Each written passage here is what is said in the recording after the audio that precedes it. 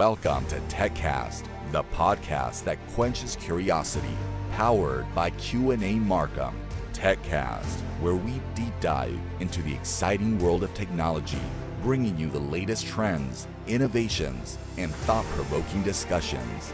Join us on this exciting journey as we explore the boundless possibilities of technology. Hello, and welcome back again at Q&A podcast.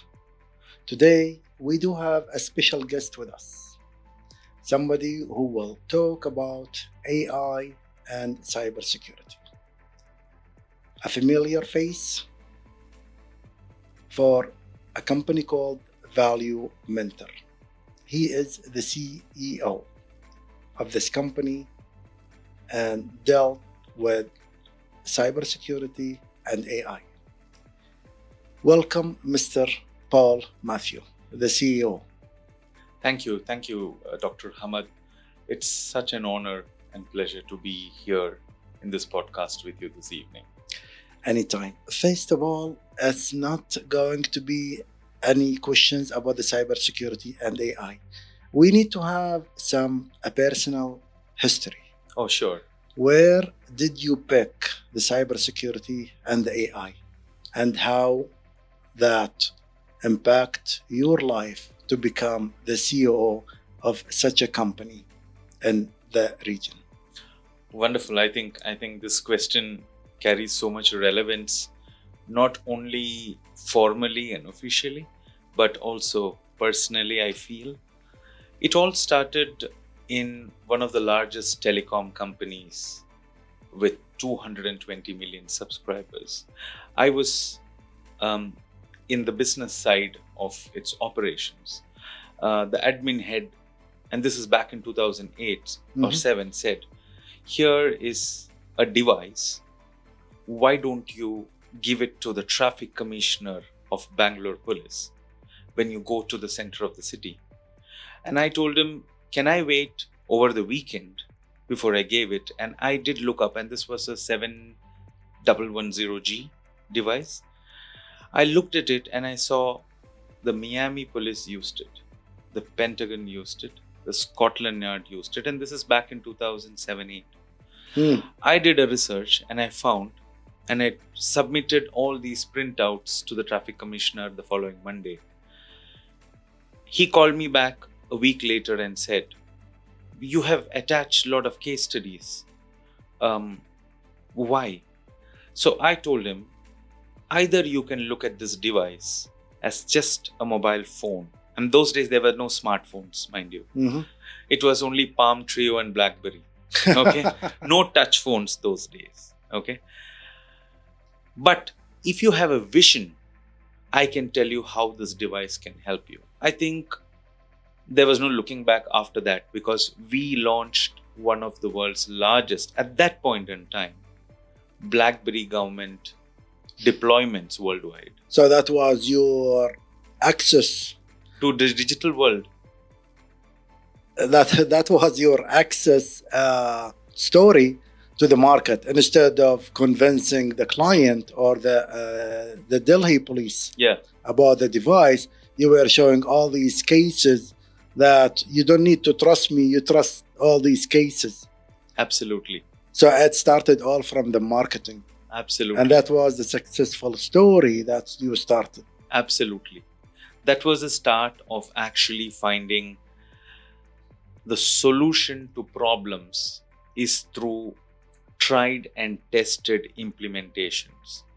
And that was one of the largest digital deployments back in the day. So that was the start. I was then a part of the CEO's office, and we built several solutions, and we understood that just building digital solutions and analytic solutions is not enough. You need to protect them.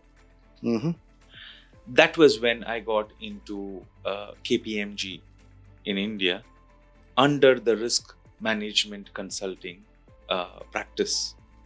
Okay. And my boss and me went for a meeting to an automobile manufacturer, Japanese automobile manufacturer. We saw a basic scorecard, and I just had a conversation with my boss saying that, hey, And this basic scorecard was on the risk positioning, information security, parameters, and so on and so forth.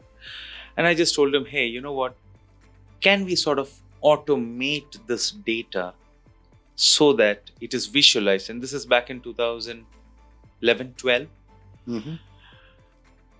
And we sort of co-founded one of the first practices in data and analytics at that point in time. And it was incubated under the risk management practice. And that was the start of information security, today called cybersecurity also, and analytics coming together. And what were the odds that something like analytics and advanced analytics were to be incubated under the risk management practice? It thrived, it did very well. I guess it started with 4 to 5 people, and 10 years down the line, it was 2,000 people. Wow. Yeah.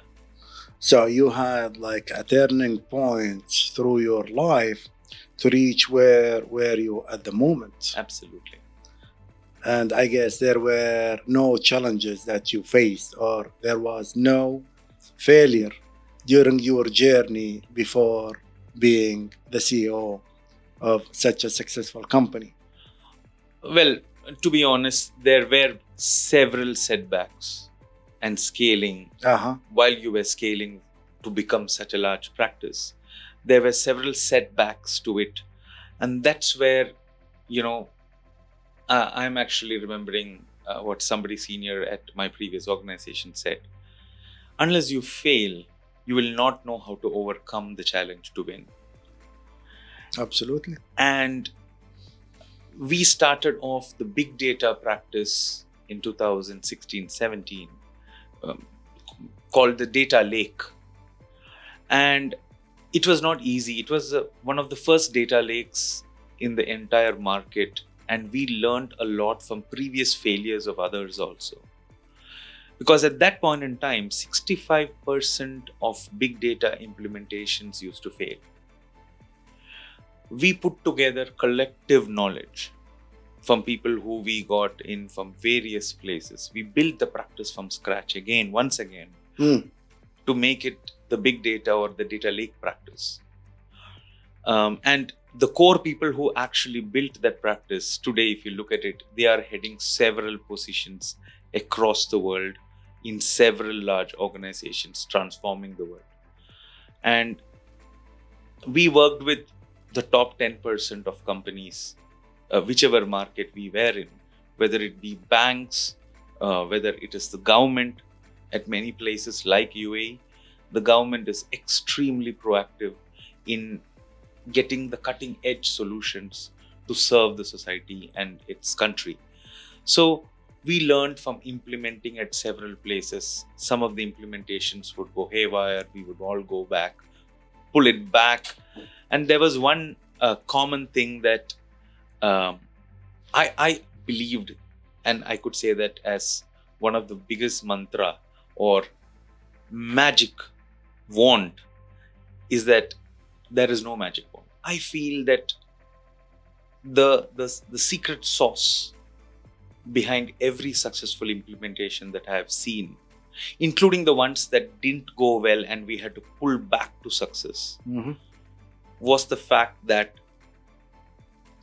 there is the only way to success is by co-creating it, and there is no other magic wand to it. When I say co-creation, by the team that is implementing it, by the solution provider, by the people and the envisioners of the solution, that is the senior stakeholders as well. All of them came together to set goals and see what's working, what's not working, and how do we co-create it together. Because there is no single magic wand to it, as I say. Indeed. So we can say that the life and experience that you had has shaped your knowledge and your skills to be as one of the experts and professionals in cybersecurity and AI industry. Well, from where I come from, and my grassroots, from where I have been conditioned and grown, growth and expertise has always come from collective knowledge.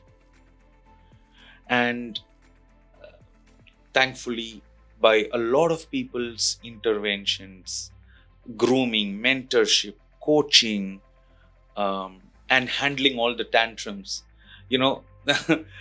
that has enabled me to actually come ahead this far. And in ValueMentor, which is actually a 10-year-old UAE-born cybersecurity company, it was the right time, I should say, to actually admit that you are here and one of those big people in this field. Humbly so. Thank you. Alhamdulillah. Okay, let's go a little bit deeper into your professions. Yes. AI lately has been a huge player all over. We have seen the government of United Arab Emirates recently has created and initiated a new ministry.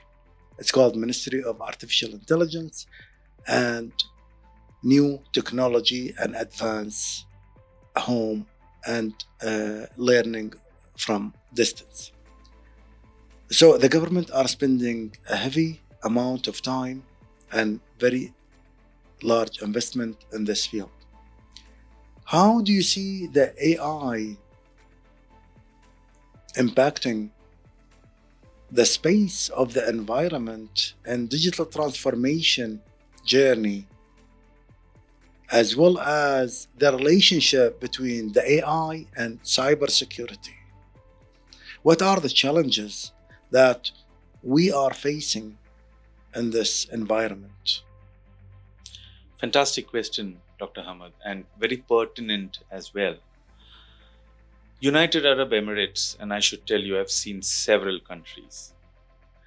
United Arab Emirates has been the forefront of cutting edge solutions at the government level. And it's all because of the vision that the government has.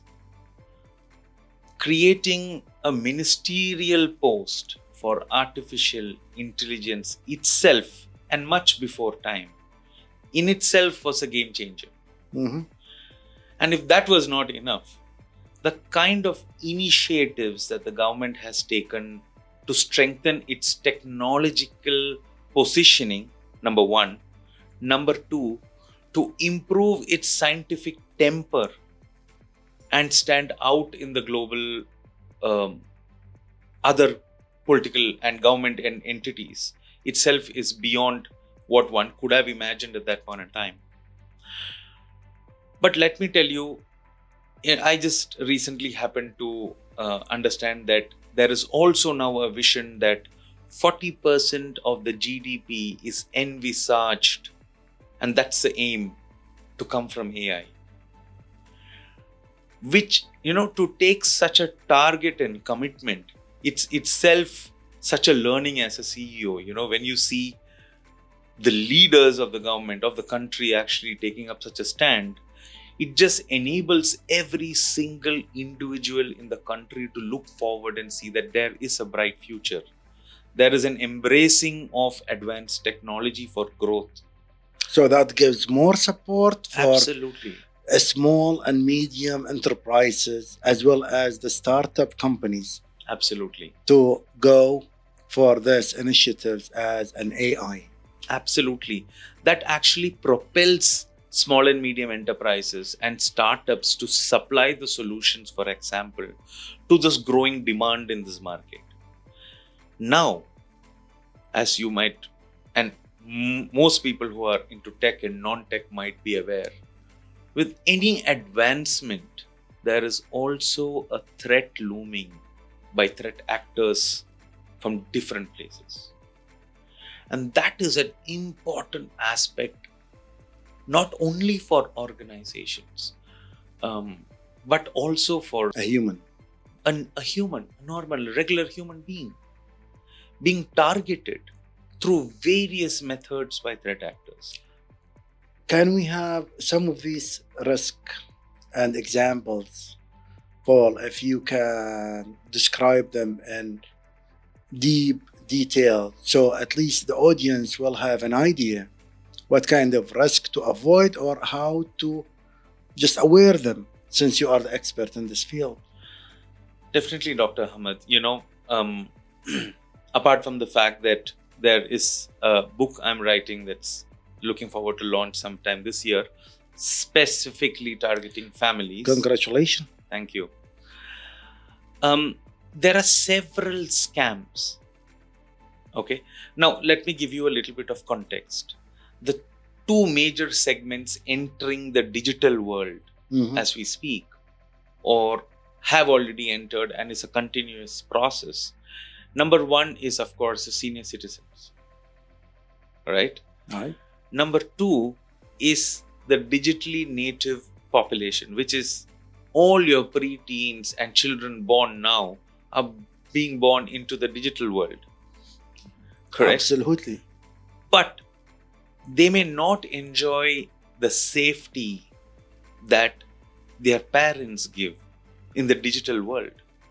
Let's take topics like cyberbullying. Let's take topics like social media, social validation that children are looking for. What did my friends say? There's this interesting thing, and you would have heard this.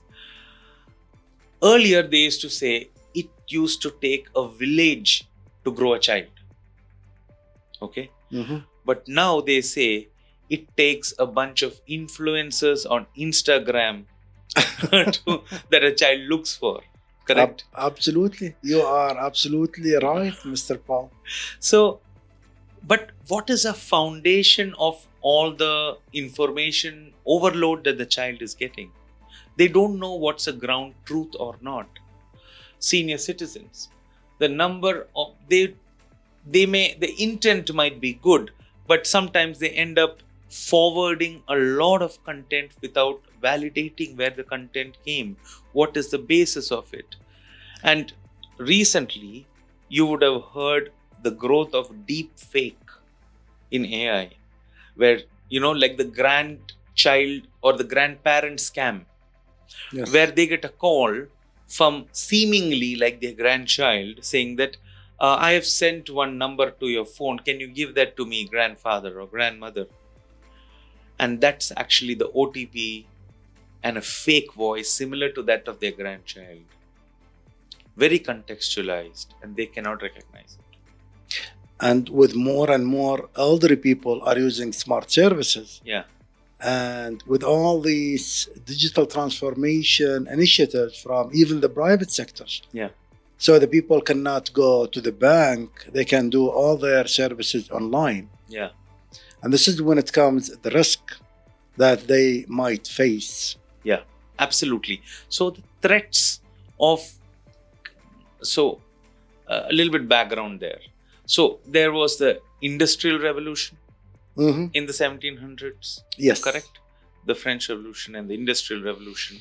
The age of information from the 1990s. The computers came in and so on and so forth. By the 2010s, it was the age of convenience. Anything you order comes home. Anything you want, online mobile banking services. Yes.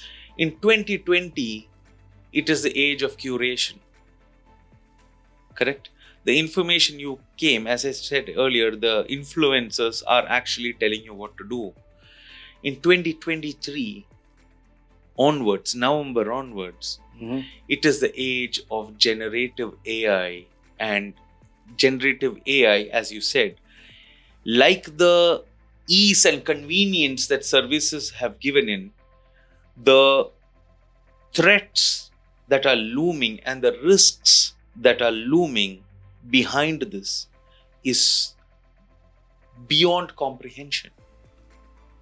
And the do's and don'ts, what to be careful, what to trust, what not to trust, is an evolving topic as we speak. Every single day there is do and does in the cybersecurity field. Absolutely, absolutely. Well, let's go back and talk about the enterprise. Absolutely. Yeah. And the AI and cybersecurity are relevant. Yes. They are working together. As a CISO,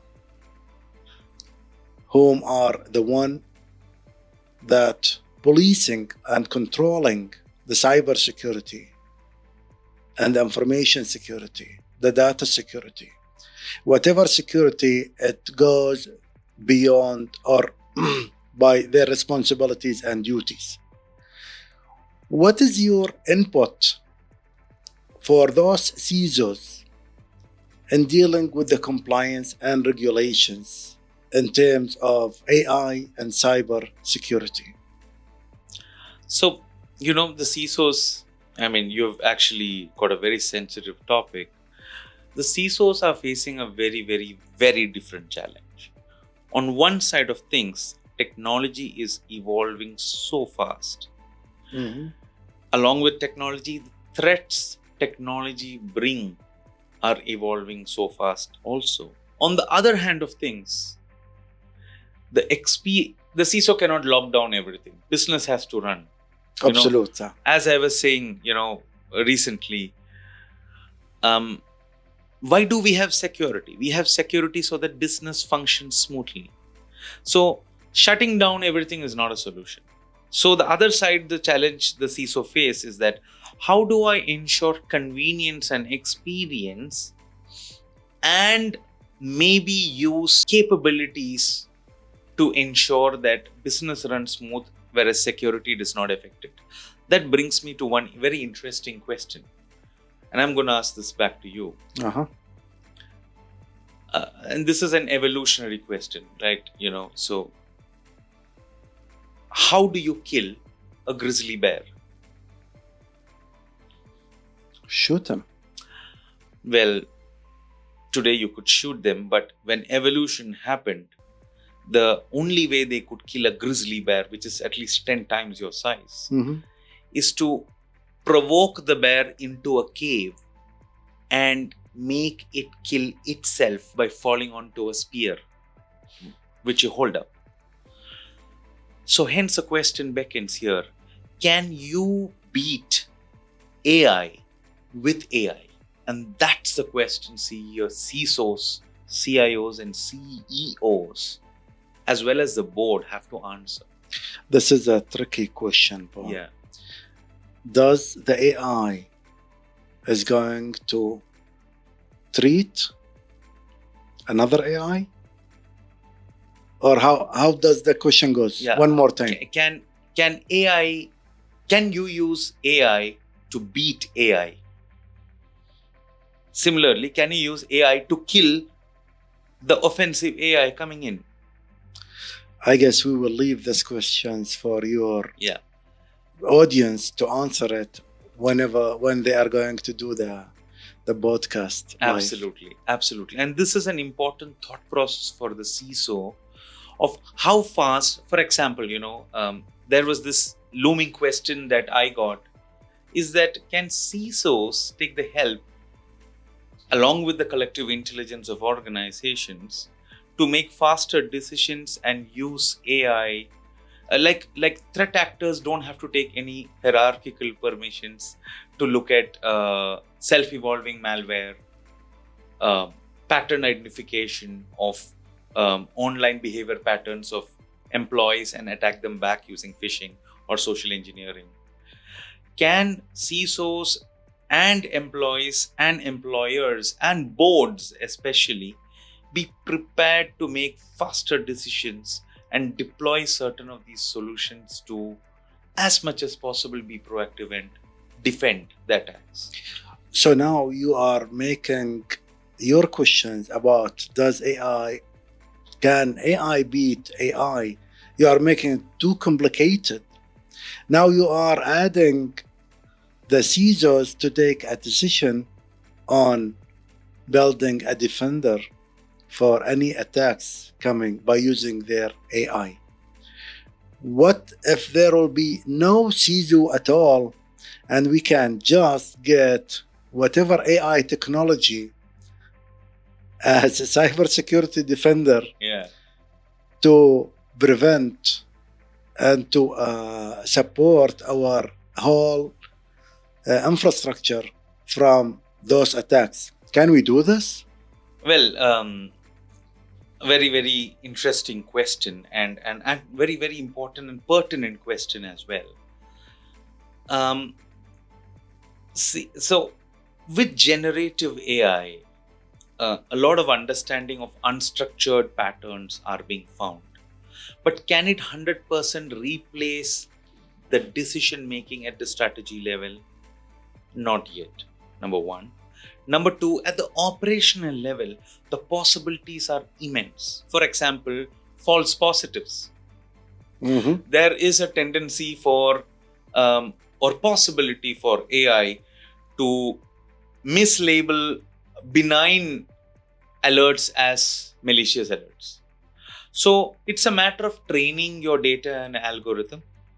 And in a matter of time, it should be possible for at least 80% of the incidents or alerts or events to be automated with AI to actually defend it. There will still be a good percentage where false positives, where there needs to be a human eye to take care of it. There is still a possibility of that getting overcome. But with every new day, as you were saying, Dr. Hamad, there is a new threat that comes in and which may generate false positives, which then goes through the cycle of human intervention to validate or label them. And then the circle continues and the cycle continues. It's just a life cycle of every single day work for a CISO. Yeah. Challenge and risk and dealing with the human behavior as well. Absolutely. Because I believe that in cybersecurity field, there is always a saying that said that risk always come from inside, not from outside. Absolutely. So the CISO has to deal with all these technologies from outside, and has to deal with the human behavior of his team and his people from inside the entities and the company itself. Absolutely. And Dr. Hamad, you have actually once again called out a day-to-day challenge that the CISOs have to, and the CIOs as well have to face. Because the board and the leadership expect them to be, I've invested so much, so now show me the solution. But the fact is, almost 67% of compromises happen through human behavior. That also means, but the humans there do not realize that they are doing it. They have expectations. They have conveniences. They said, why did you block it? Why is my USB port blocked? Why I have no access? Who has been compromised? And so on and so forth.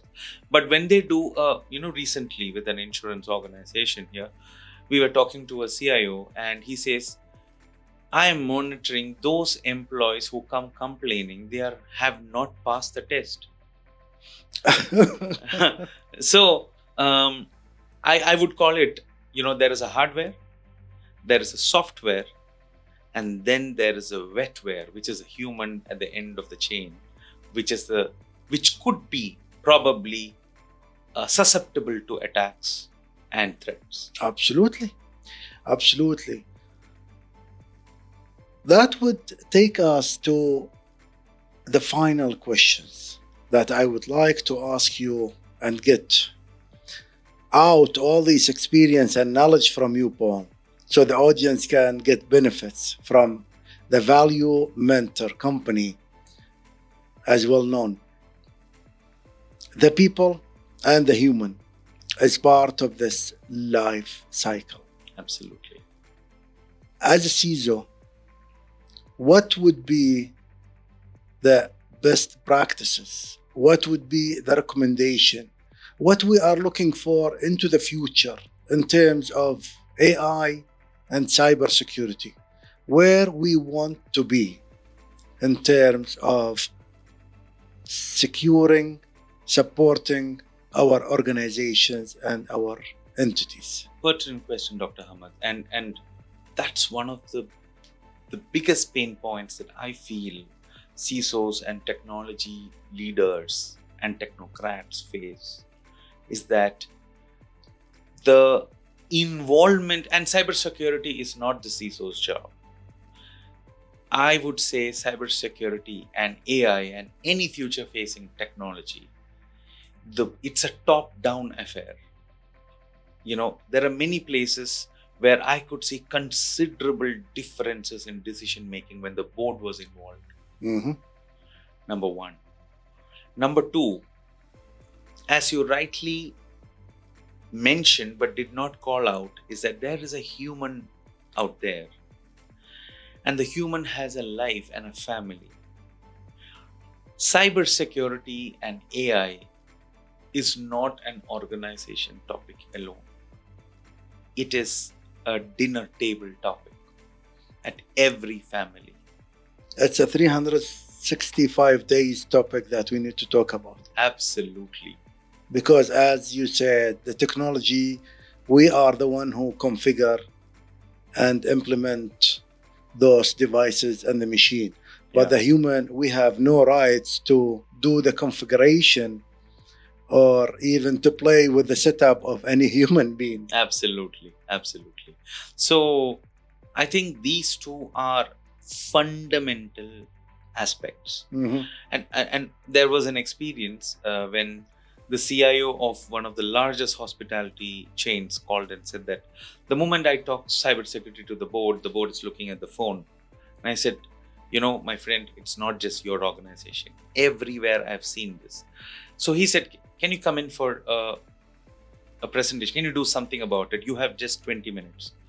Now, a board meeting, 20 minutes is a big thing. But I told him, my friend, if I'm going to present, 20 minutes is not going to be enough because I will finish in 18 minutes. Mm-hmm.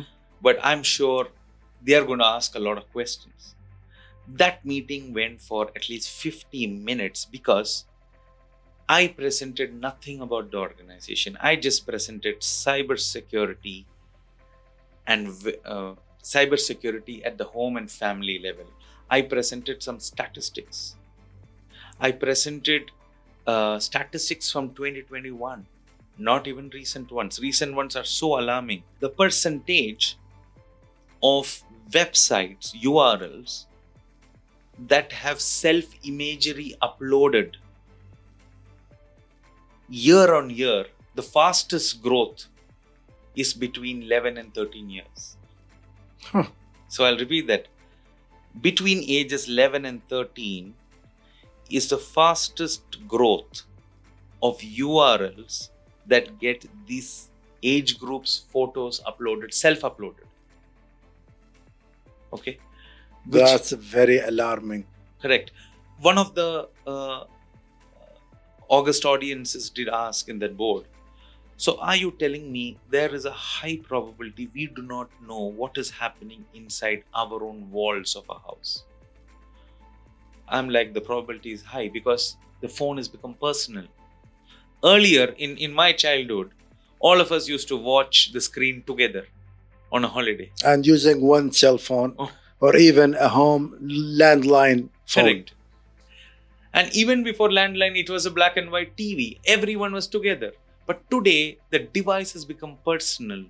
And it is the these are the threats and risks of it. So how do we make it a home, a personal affair, and that is also top down at organizations? I guess in this case, we need to have another podcast with you, Paul Mathew, on the cybersecurity and the family and closed doors. I guess this is when we are going to discover more secrets about cybersecurity, and probably you will add some flavor of AI into it. Absolutely, Dr. Hamad. It's been a pleasure spending this time with you. Thank you so much. Thank Paul you. Mathew, the CEO of ValueMentor. Thank you so much.